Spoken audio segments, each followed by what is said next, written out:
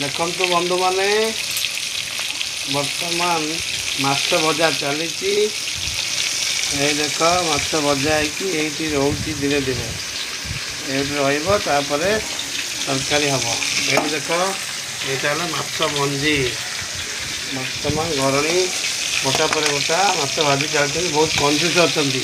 ଦେଖ ତେଲ କେତିକି ଟିକିନାକୁ ତେଲ ପକେଇକି ମାଛ ଭାଜୁଛନ୍ତି। ବର୍ତ୍ତମାନ କ'ଣ ଆଜି ତମର ରୋଷେଇ ହେଉଛି? ମାଛ ଝୋଳ। କି ମାଛ? ଭାକୁର ମାଛ ଝୋଳ।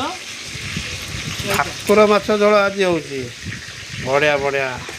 ଆଉ ଜଲ୍ଦି ଜଲ୍ଦି ରୋଷେଇ କରୁନ, ଖାଇବା କାହିଁ ଭୋକ କଲାଣି। ଏ ଯେଉଁ ଅଳ୍ପ ଭୋକ କରୁଥିଲା ଯେଉଁ ମାଛ ଭଜା ତୁମର ଦେଖିକି ଦେଶୀ ଦେଶୀ ଭାକୁର।